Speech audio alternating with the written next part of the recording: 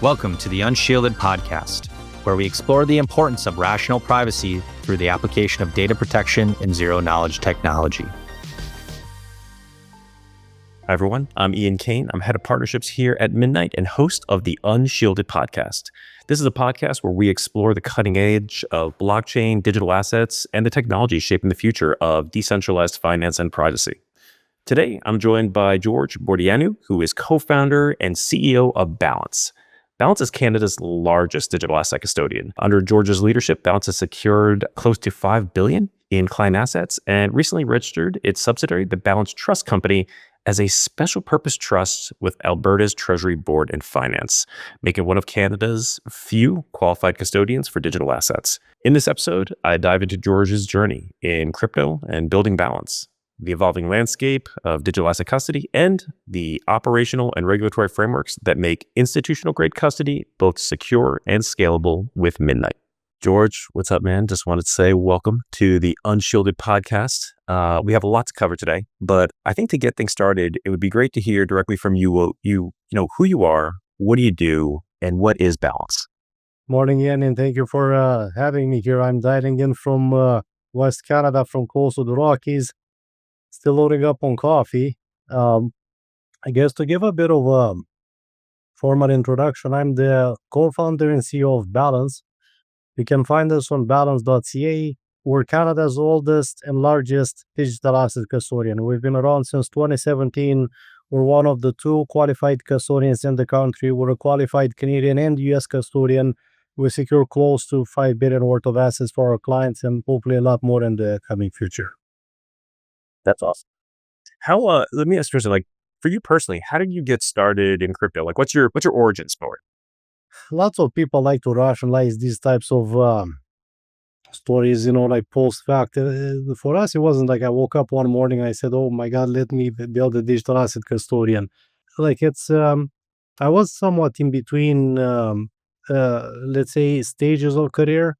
I came from I have an engineering background, bachelor's in computer science, master's in computer science, spent most of my early career building large-scale distributed systems. I was coming from a 4-year stint in the digital media space. We had just scaled 500px into the world's second largest photographer community, serving 13 million photographers across most countries out there, this, second largest after Flickr. It was a very interesting journey, and I got to scratch every technical itch I wanted to scratch. But at the end of the day, was at that time where I kind of had to take a hard look back and say, look, is this what I want to spend my time on to some degree? And is this the sector that I want to make an impact in as far as my career goes? And digital media wasn't it. Like I am slightly on the creative side, but I'm mostly a lot more engineering inclined. So crypto seemed like a natural intersection of cryptography, which I'm mostly deep into, and finance, which seemed interesting. And a lot of people hate financial regulation. I actually found it quite interesting to geek out on, at least in the early stages. That's kind of how got me into it. Initially, we wanted to build something that looked like, say, a robo-advisor for crypto, like a simple product for retail investors to be able to say, pay $5,000, $10,000, pick an asset, mix 50% Bitcoin, 50% Ethereum, and sign a contract, pay an invoice. Through that process, we realized, one, all the regulations that applied that type of product, and then second, all of the missing pieces of infrastructure that were needed in order to deliver that product. And Canada didn't have a custodian. We said, look, we're hardcore engineering guys. We've built these types of systems before. How hard can it be? And quite hard. Famous last words. 8 years later, we're still here. We're still operating. We are the largest. Obviously, we're looking to go further. That's funny, man. It's almost like the naivete of like going into it, being like, this can't be that hard, and like nobody's done it before. So we've identified a great market. It's funny. I can resonate with that. And honestly, too, man, you probably made a really good bet. If you look at what's happening now with AI generation of images and stuff, right? That's probably got to be a really tough business to be in on the digital media side. I'm curious, like. So you've been at Balance for a couple of years now. You guys are obviously pretty successful, having under $5 billion under custody. What's one of like the biggest lessons that you've learned over this journey? Like biggest lesson, biggest challenge. What is I'd love to hear from you directly, like what that looks like. It might sound a bit boring, but I mean, this is it comes with a part of the space that we're in. It's that old saying, Slow is smooth, smooth is fast. We've been building this business brick by brick over the last 8 years. We run it in what we call security-driven development mode. So it's rolled out in production when it's safe to use, not earlier. We don't like to bend corners or go into any sort of gray areas as far as regulation of any sorts goes. That's meant that over the years we've turned down quite a bit of business that came our way, or ignored entire parts of the space that we could have got involved in, the NFTs and like that whole kind of thing. But it's like we've seen the companies that came up, went for a meteoric rise and then meteoric fall, and they're now like outside of the landscape altogether. We've been here for 8 years. We plan to be here for another 15, 20, God willing. So, once again, slow is smooth, smooth is fast. I like that, man. I like that saying a lot. I'm curious. You obviously, 5 billion is no tiny number, and so you probably work with the likes of like OTC desks, exchanges, and foundations like the Midnight Foundation. What do you see as like what differentiates institutional custody needs from like the general like needs of, let's say, a retail user? Then how does Balance really address that more institutional use case for clientele? In terms of needs, I would say if it were after me, and frankly, this is something that I'm building towards, I would like to bring the same tooling that institutions have access to the retail base in terms of a low cost option for them to hold their assets with the same level of security and then with the same level of controls. What ends up happening most of the times is retail doesn't dig down deep enough into details. They still struggle with even basic concepts. Like in Canada, at the least, for example, when you buy crypto assets on a platform, a trading platform that's registered with our securities regulators, you don't actually buy the underlying asset. Rather, you buy financial security, a crypto contract to buy, sell, and hold the asset through their platform. It's an IOU. It's a claim on their balance sheet, effectively. So, a lot of retail users are still at that stage where they're just figuring out whether they're buying the real assets, whether they have ownership, or whether they have exposure. How is that actually being held? Who's responsible for what? You don't go nearly to the level of diligence and detail that institutions go as far as asking for SOC 1, SOC 2 certifications, insurance certificates, diligence in the team, diligence in the controls of the solution. Now, I'm not saying that they necessarily should, but like once again, the level of diligence that get done at the institutional level is obviously above and beyond. We're trying to figure out how to bring that both to the institutions and to retail base to simple to use product offerings that just give them what they need in an easy package to use. I would very, I guess, I not to sound too salesy. I'm trying to bring a softer version of not your keys, not your coins, which is not your legal title, not your coins. The vast majority of, like let's say less sophisticated investors and holders don't necessarily want to deal with backing up seed phrases and the succession planning and disaster recovery and testing those processes regularly, which I know they sound easy in theory, but in practice they become quite a bit more complicated, especially over a long period of time. So those are the bread and butter of our business, what we've been doing successfully for the last 8 years. Personally, I'd much rather trust myself for a business in the space that's been doing this in order to earn revenue for the better part of a decade, rather than some online guide or tooling that I've read. So I guess you kind of get the idea of where I'm I going love with that, it. man, and I love the salesiness. Keep that stuff coming. I'm curious. So obviously, you said you've grown a lot over the last couple of years. You've been at this for a long time. You grew it from nothing into something really special. From a leadership perspective, what strategies have helped you scale while obviously maintaining things like trust and compliance and then innovation? Custody is probably one of the riskiest parts of the space. You are literally securing the assets and you have possession over the assets. And it's one of the lowest rewarding parts of the space, meaning that custody fees and the custody in and of itself typically ends up being a cost center into a larger business associated to some spot or derivatives trading platform or a large asset manager. So it has been tough over the years for us to stay profitable and maintain good margins on the business as those custody fees kept getting commoditized lower and lower. You have VC backed entrants into the space that are just dumping in the market by selling their products with negative unit economics. Now, the way we look at it when it comes down to building a startup in general, there are three things that you can do when it comes down to work. You can do the work, you can delegate the work, or you can automate the work. we knew from day one that we're not going to raise multiple 100 million rounds and become one of this 2,000 employee, global organization. That wasn't the goal. That wasn't the vision. So from the get-go, we said, okay, this has to be a remote first distributed team, zero trust environment. We need to automate as much as possible. We need to put as many security controls around each operation of the platform as we can possibly can. And to us, whenever we have a choice between automate or delegate, we automate by far and large, and it can go quite far. I mean, obviously, you still need staff, you still need engineers, you still need people to monitor the servers, just to speak in plain terms. But you can go quite far with it, and at least to 5 billion worth of assets under custody. And frankly, with the current team composition that I have, I wouldn't have any problem to scale to 50 or even 100. If we wanted to expand into other lines of business, we might need additional support staff, we might need additional engineering, we might need additional legal. But for what we do right now, we've built a quite cost-effective solution, which is, frankly, one of the pieces that I myself as an engineer am the most proud of.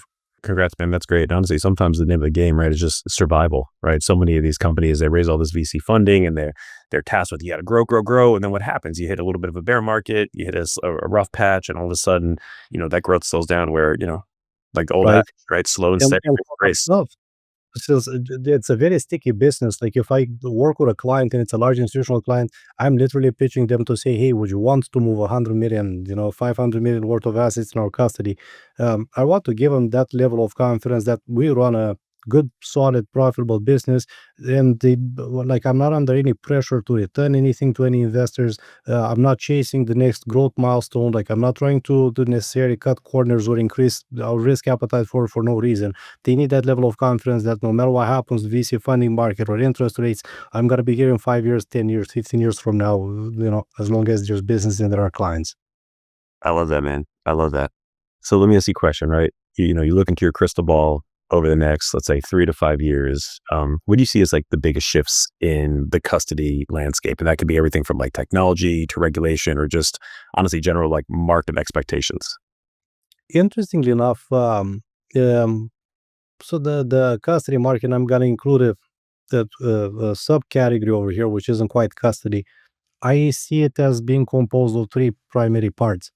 One are the bespoke custodians that have built their stack from the ground up, and we're one of them. We're the only one in Canada for that matter. We've built our own infrastructure from the ground up, from custom hardware security modules to the vaulted storage services that we have, and all the operations around it. So we have those: Coinbase, BitGo, Gemini, Anchorage, us in Canada, Copper in Europe. It's like half a dozen, 2 dozen. Then you have quite a couple of custodians, which are, the best way that I can put it, a regulatory wrapper around someone else's technology. We have a local competitor in Canada. We have a couple of ones in the United States. You can take a look at them as your, say, Prime Trust Fortress. I'm giving some names that might be defunct now, but the idea is I have a trust charter or a bank license, then I'm going to vend in some Fireblocks or some Ledger Vault or some solution of the sorts, and I'm going to try to offer those services to the public. And then you have the custody technology providers themselves, which they're not quite custodians, but these wallet solutions have gotten quite far into the market, from your, Fireblocks once again to your DFNS, Credo, many others.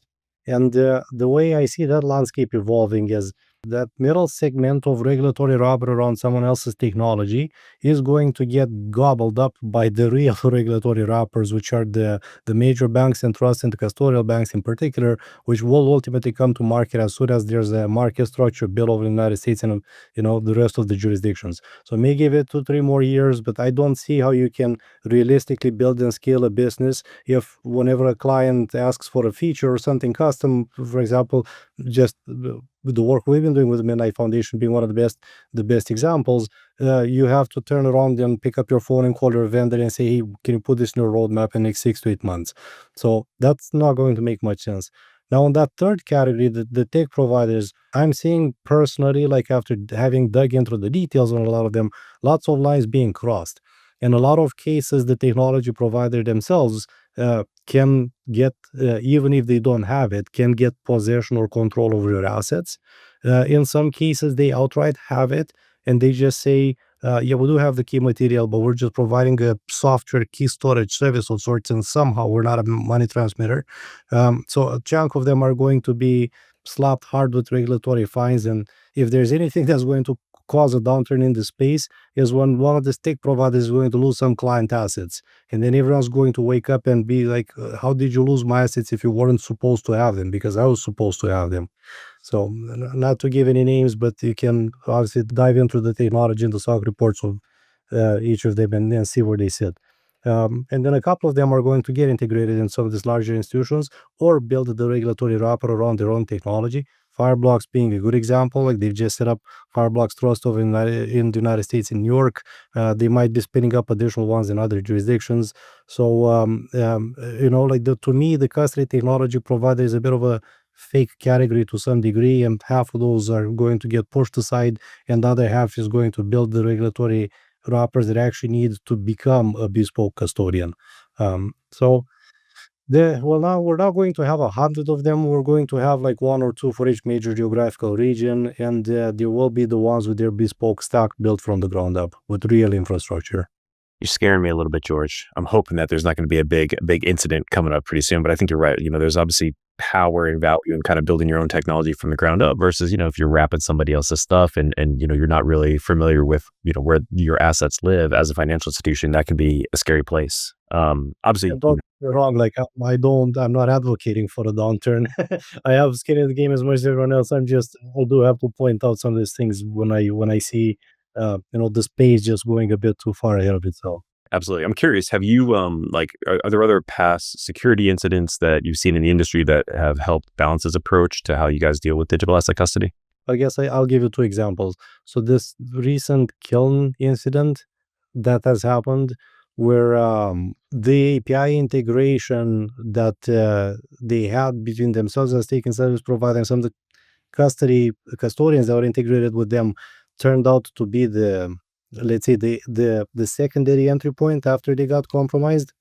No, Kiln is getting a lot of flack for it, maybe rightfully so, in terms of how they've addressed some of it. Maybe I don't know. So it's obviously been a very bad day for them over there in Dunedin, and I'm not wishing that on anyone. There is definitely something to be said about some of the custodians that were integrated with them that could have done a slightly better job, which is in our particular case.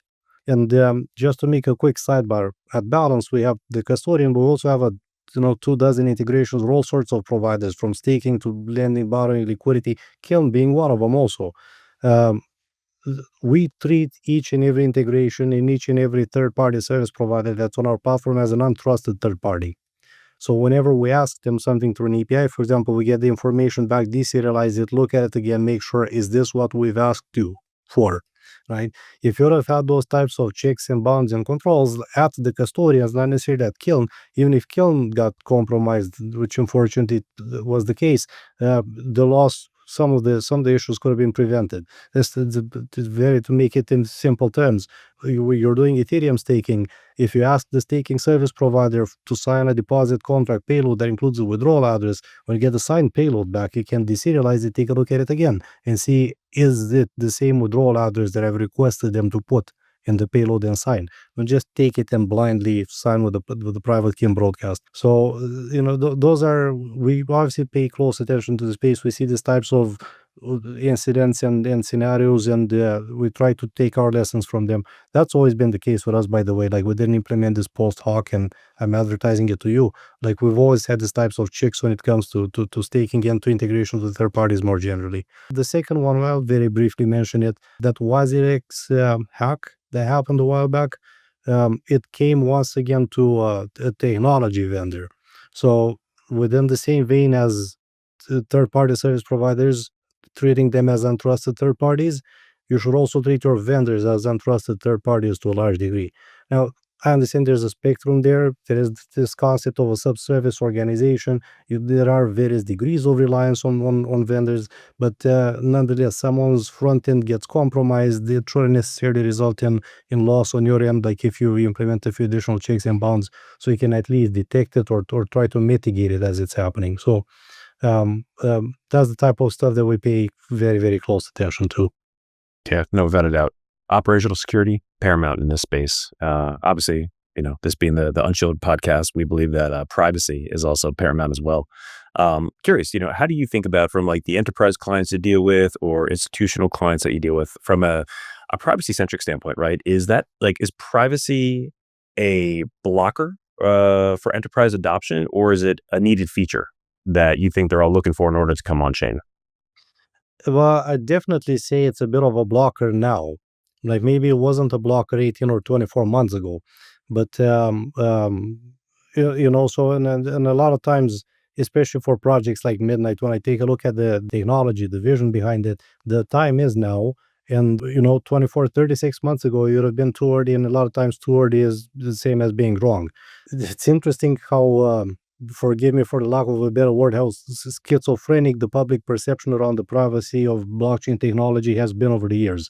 We started with this public ledgers, public distributed ledgers all around, and the first gut feel knee-jerk reaction of the public was, "Oh my God, this is all anonymous and it's all money laundering and only criminals using it." And for a while, for a couple of years, we had to fight the battle of saying, but look, this is public, so you can investigate it. We have better analytic tools and better tracking tools in the traditional system. And if you start leveraging some of the firms like Chainalysis and many others, and now it's kind of turning a little bit to the reverse, which is, well, hold on a second. If I'm a large institution and I want to offer certain types of products in this new, let's say, model, I can't quite do it, or at least I can't quite do it at the scale at which I would need to be able to do it for this to make sense to me, which is why I can't transition my products on chain because of the lack of privacy. Like there are certain use cases when it comes to trading where it makes absolutely no sense to share that information publicly. I'll give you one more example, which is interesting to note. The whole MEV debacle that's been happening in the space. That's purely consequence of the fact that everyone's trading info is public. Like there's a lot less MEV issues that you have in traditional financial markets. So and then no, I'm not saying can you get rid of it? Should we not try to mitigate it? 100% absolutely. But these are just side effects of the fact that a lot of the core privacy assumptions that certain products rely on are missing in the blockchain world.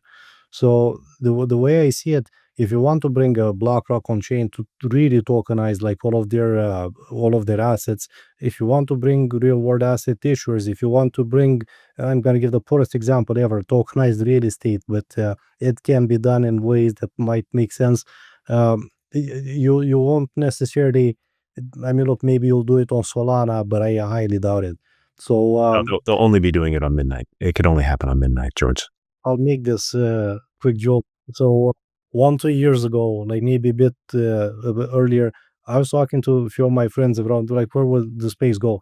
And everything goes full circle eventually. And we came to the conclusion of if this gets enough scale and you get enough institutions and the nodes become difficult to run, you're gonna get the JP Morgans and the Banks of America and BNP, run all the nodes. And at some point they'll say, well, hold on a second. Why are we allowing every single individual with an internet connection to log in and read and see all of the transactions that we're running? Can we just put this behind an enterprise firewall and we're back to square one? Now, I don't necessarily believe that we need to go all the way back to square one. Maybe there's a healthy middle over here through privacy protocols like the Midnight Network, where you can have a publicly accessible ledger, you can have the same level of decentralization, consensus guarantees around it, the same level of, let's say, lack of trust that's required in the parties coordinating to arrive at that consensus, but still have the privacy layer that you expect in order to bring your products on chain at scale. No, it's true. And I think, you kind of allude to a great point, which is, when at Midnight, when we talk about this concept of like rational privacy, it's not just like privacy has to mean Tornado Cash or Monero or these things that are a little bit too outside of the scope of where institutions are comfortable. It's about having that ability for selective disclosure, where if I'm an institution and I've got $1 billion custodied at BitGo and I want to move that on chain, I don't want a tool like Arkham Intelligence or something else being able to broadcast that information to my competitors, right?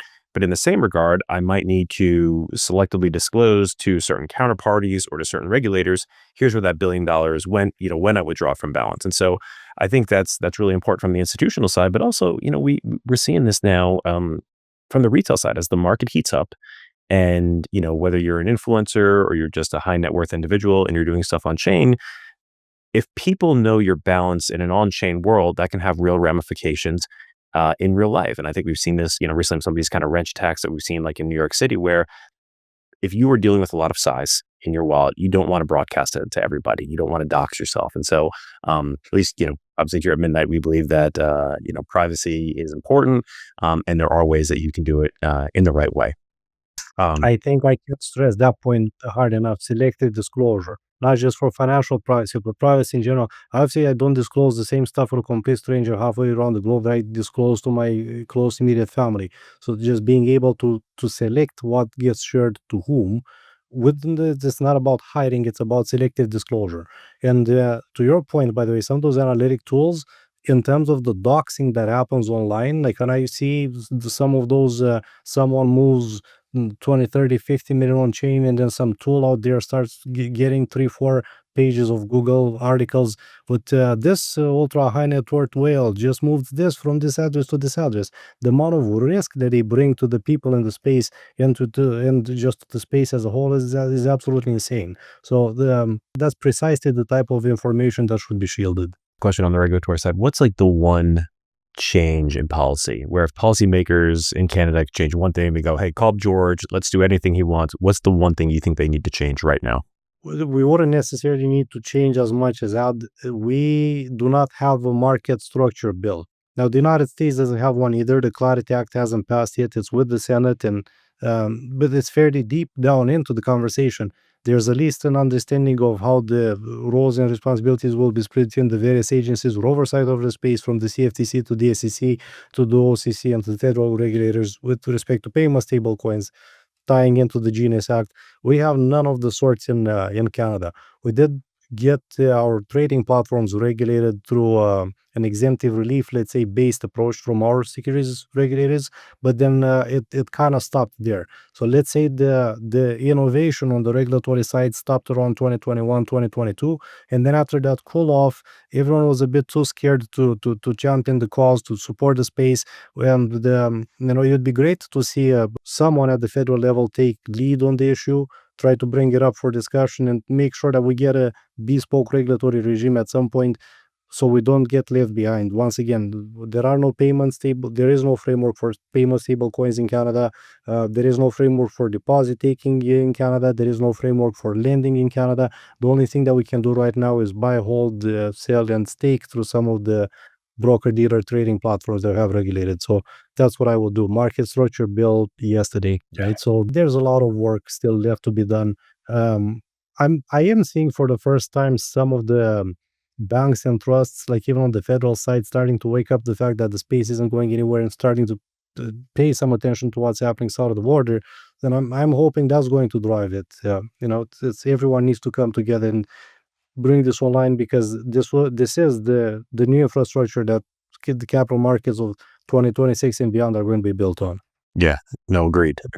Cool. George, I've got one last question for you, man. Obviously, we all know the Unshielded podcast. We're all about making sure nobody's censored. Everybody has a platform to say whatever they want. So I want to give you this opportunity to, share any thoughts about what the future of blockchain and crypto looks like.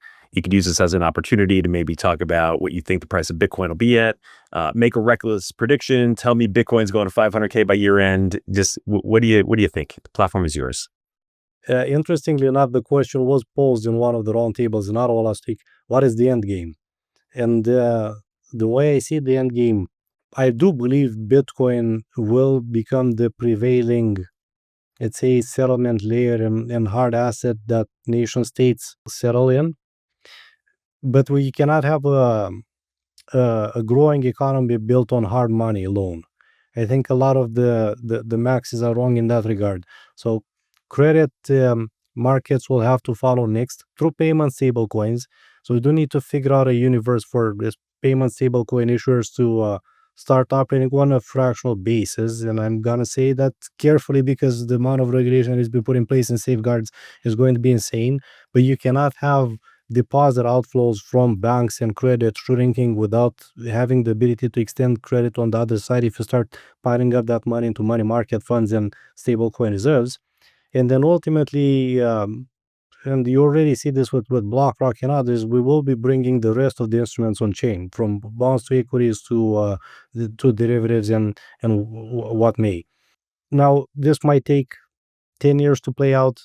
It might take 5 years to play out. Maybe it's going to take 20.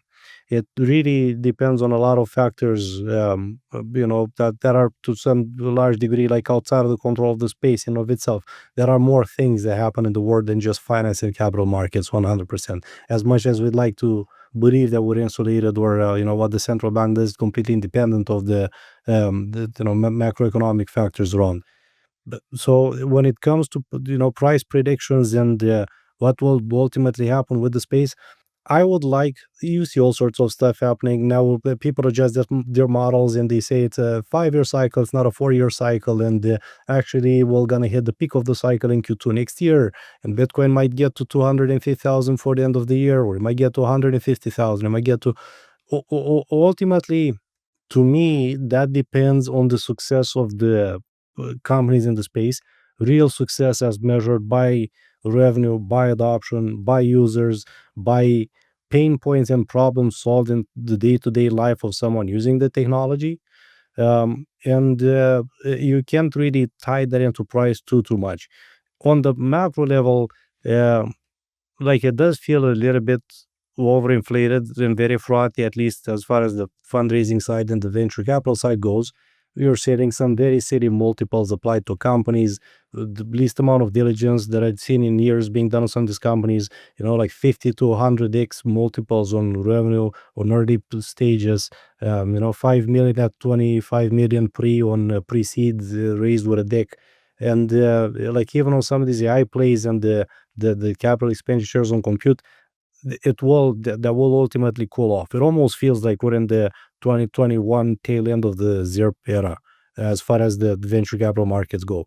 That will cool off, which means that will also cool off crypto. So on an overall, you might have a good upswing because the technology is being adopted, and then you might have a cool off because of the just larger economy around it being cooled off. So it might be just sideways and slightly up for the next foreseeable future. Hopefully without a drop, but sideways and slightly up. I don't necessarily see the catalyst for a big breakout. They might be there. Yeah, I guess to quote Michael Saylor, right? We're going up forever. I guess it depends upon how violently we're going up. Right. Or just want to say, man, really appreciated this conversation. Thank you for joining the Unshielded podcast. We, truly value Balance as a partner of the Midnight Network, and obviously everything you guys have done. You've been on this journey with us from the very early days, and I think our best days are still ahead of us. And so, just wanted to again really thank you for coming on board. And I guess to take us out, where can people go to learn more about Balance and connect with you? Balance.ca. I'm easy to find. It's George at balance.ca.